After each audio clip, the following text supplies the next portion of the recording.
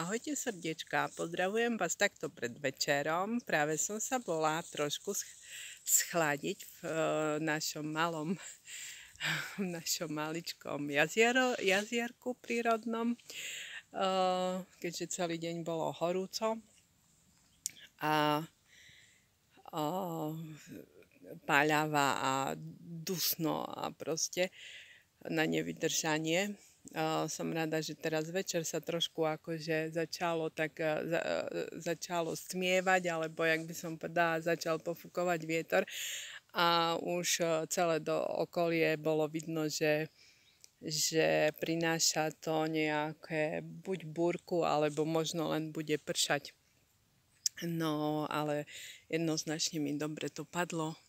Ako sa povie, pred búrkou je voda teplulinka, aj keď má dva studené prítoky z lesa, tento malý rybníček náš, tak proste fakt voda bola teplulinka.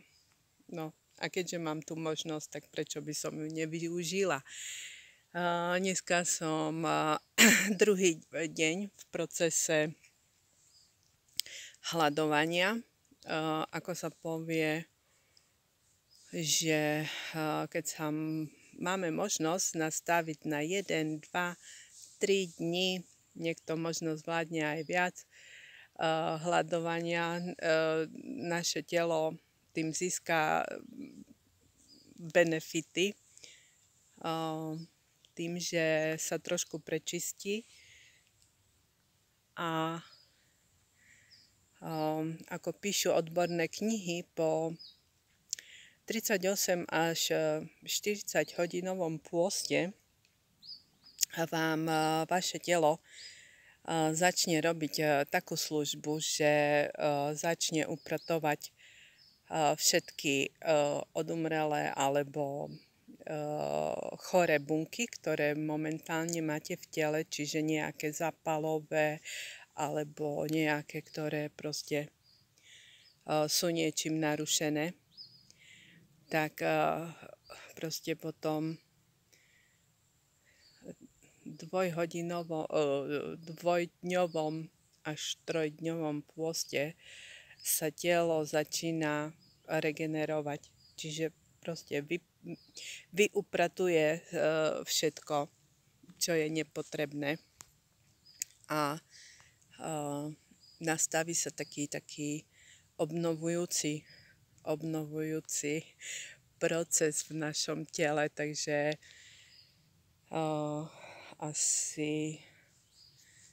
asi tak, kedy to bolo? V máji som to prvýkrát skúšala, lebo nikdy som nevydržala, že nejaké pôsty dlhšie ako jeden deň, keď dodržiavam na Vianoce alebo na Veľkú noc, že sa nie je celý deň až potom tá štedrovečerná večera alebo veľkonočné požehnané jedla, lebo keď som napríklad niekedy také bežné dni do obedu sa nenajedla, potom som už mala po obede problémy, ale teraz, ako keď veľa viem o stravovaní karnivor,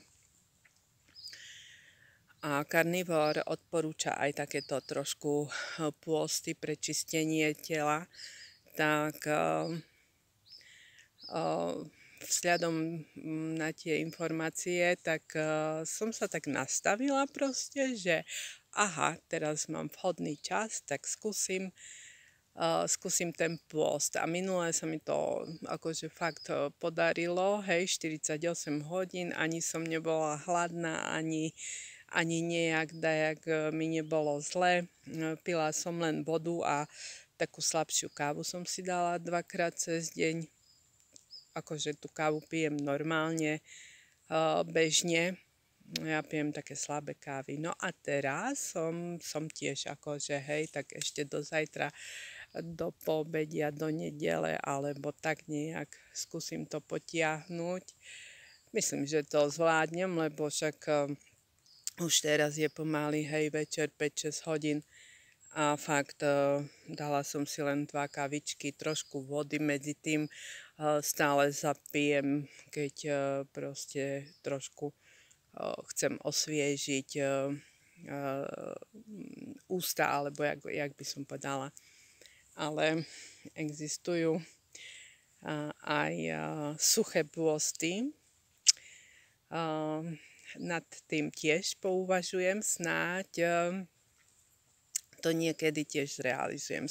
Suchý pôst je vlastne o tom, že okrem toho, že nejete, tak ani nepijete. Jeden deň človek by mal zvládnuť. Takže možno na budúce sa aj na také niečo pustím.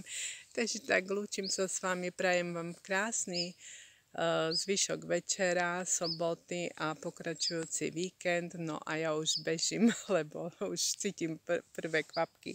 Takže tak, pozdravujem vás Radomila a niekedy zas na budúce. Majte sa!